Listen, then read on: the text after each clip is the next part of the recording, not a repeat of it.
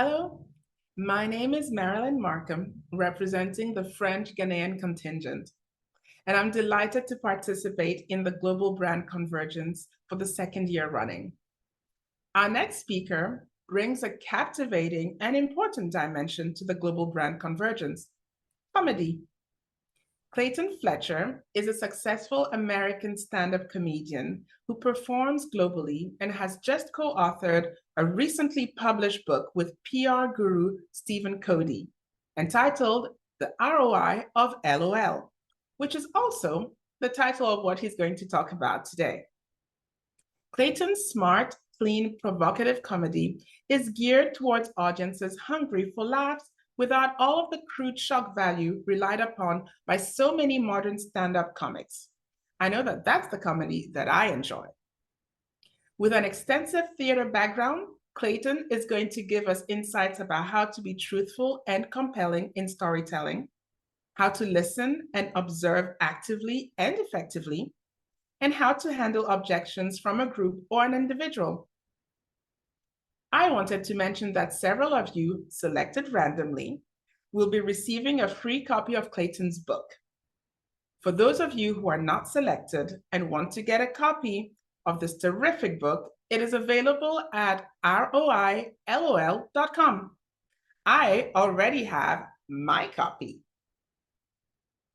I'm thrilled to be introducing Clayton Fletcher and cannot wait to hear what he will be sharing with us. Hi, everyone. And first of all, let me just say what an honor it is to have been selected to be a part of the global brand convergence. I know there are people watching this from all around the world, and I'm very happy to be featured and have a chance to talk a little bit today about my book, which is the ROI of LOL. And you can see how good I am at using Zoom. Okay, there it is. So there's the book. I just wanted to go over a couple of highlights from the book if we could. And hopefully this will kind of spark some creativity and some innovative thinking for you and your organization or company.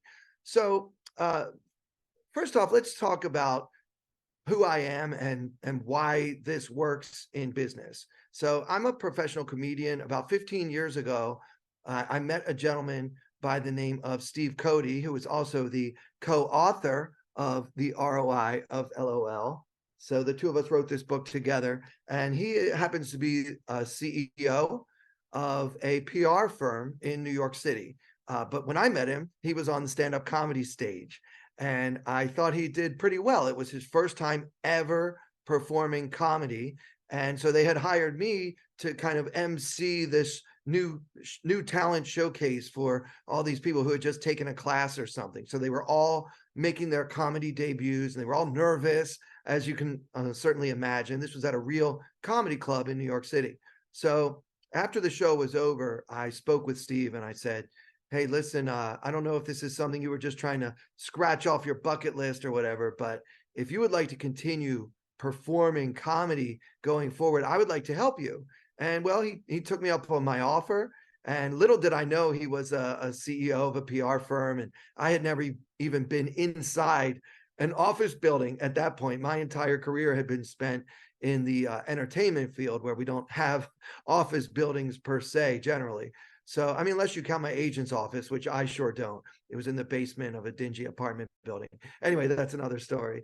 So Steve and I had a conversation about how we would approach me coaching him as a stand-up comedian. So at first he thought it was something he might do just one time as a lark, maybe a bucket list item. And instead, we ended up doing it together for about 2 years. And during that time, something unexpected happened. Steve discovered that he was getting better at his job, whether it was dealing with his employees as a leader, or whether it was the various speeches he had to give or the public speaking he had to do, obviously with pitch presentations and just being more charismatic. And he gave a lot of credit to his improvement in his job performance to the work he was doing with me on the stand-up comedy stage, and in the work we were doing behind the scenes, trying to help him improve his skills. So fast forward, after a year or two of doing this, he said, look, this is really, really helping me at work. doing comedy was something I was doing for fun as kind of a hobby on the weekends. And now it's becoming something that I'm actually using in my job. So I'd like you to do this for my whole agency. Now, Steve's agency is called Peppercom, and I first presented my how to do stand-up comedy to a group of business people at Peppercom 15 years ago. And since then, we've gotten all sorts of publicity for it. We've done it in different companies like Peppercom clients, but also people that hear about us that aren't Peppercom clients, but they want us to do it for their organizations as well. So what are the key takeaways? What's happening as I'm leading these stand-up comedy workshops for Steve Cody, his employees, and all of these other organizations and companies? Well, what we're learning is that there are things comedians know that business people should learn. And we're going to talk about a few of them today.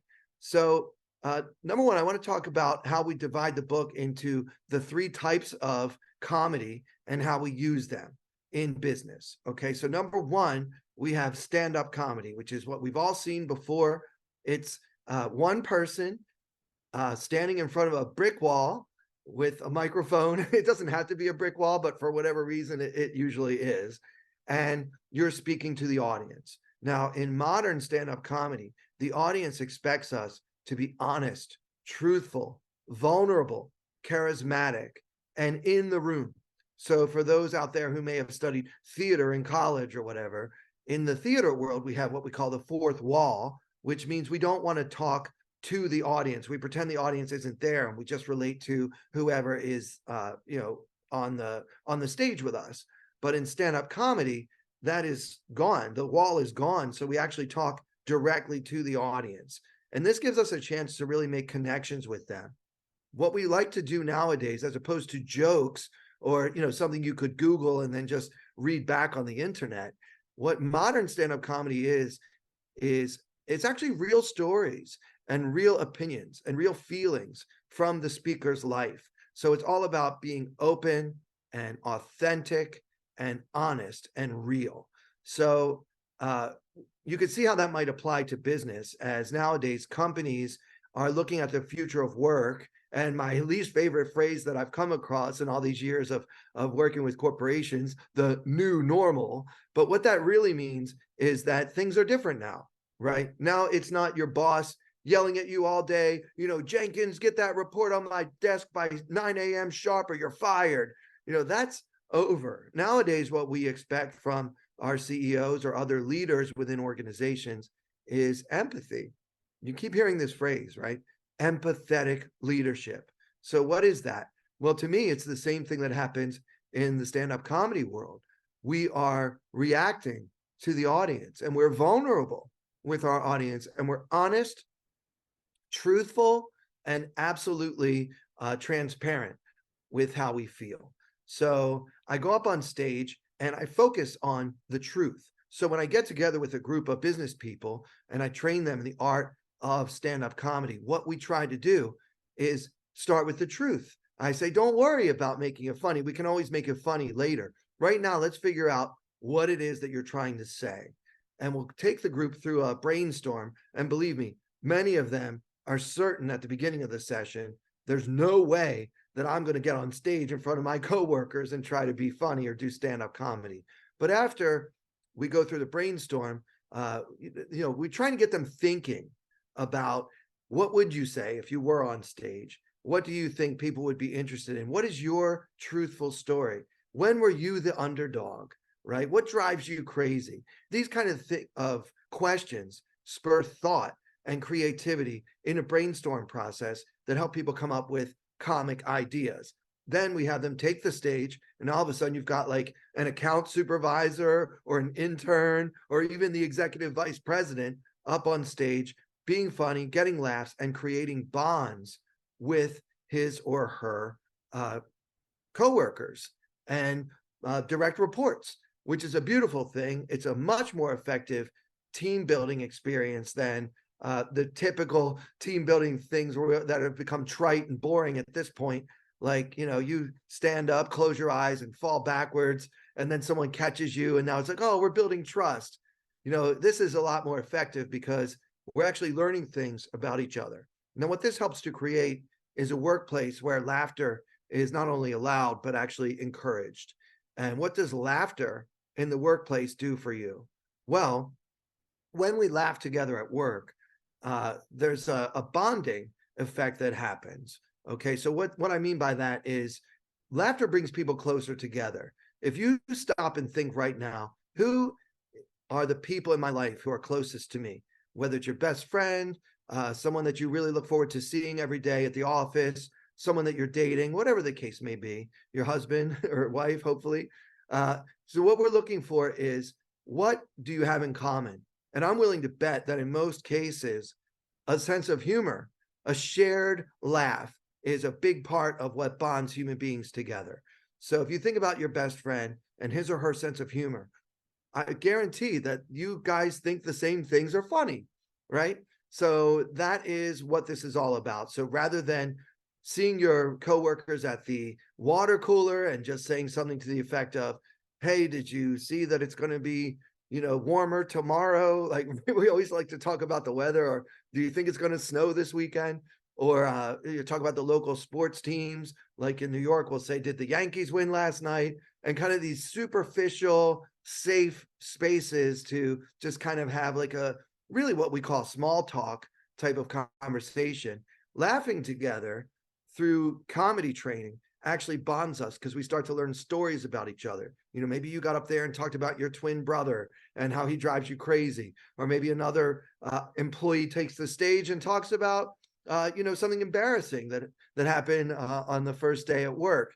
I remember recently at Peppercom, one of our employees spoke about how on the very first day when she was at work, she had a white dress on, and she actually spilled coffee on her dress within 2 hours of being in person in the office. And so then she has to walk around all day introducing herself to everyone in the office, and she's got this big coffee stain on her dress. And we were all laughing at her pain. And that's what we do. We as comedians, we inject our truth and our emotions into our stories in a way to make us more interesting, more vulnerable, more attractive to the audience in a charismatic way. So we talk a lot about how to build your personal charisma as a leader. And a lot of it has to do with being willing to share high levels of emotion and truthfulness in a vulnerable way, and trust that your target audience, your employees or whatever, your shareholders, as the case may be, will be drawn to the fact that you are being authentic with them. So it's about leadership, it's about charisma, it's about empathy. So that's what we build through stand-up comedy. I don't have much time left, but I want to go through the other two types of comedy that we explore in the ROI of LOL and what the takeaways are there. So the next form is what we call improv comedy or improvisation. So this is more of a team group exercise. It's not just one person just kind of riffing or trying to create a story out of thin air. But in improv, we learn how to work as a group, as a team, to tell our story together. Okay. And there are certain tenets of improv that we think are extremely useful. We go very deep into this in the book. In business, particularly with anytime there's a group project, a brainstorm, where we have to kind of use groupthink to come up with brilliant, innovative ideas, it's very useful to tap into the fundamental skills of improvisation, which are acceptance, building, and just really listening. Active listening is what we call it. So when you're doing active listening, that means I'm listening with my whole body. I'm trying to figure out not only what the person before me who's speaking is saying, but what that person is feeling and what that person is trying to get me to feel. And then through acceptance, I say yes. Whatever the idea is, I say yes. And then I try to build on that idea by adding and. So yes and is kind of the magic formula that all improv is built from. So when we're doing our improv exercises, we're really learning how to listen and how to build.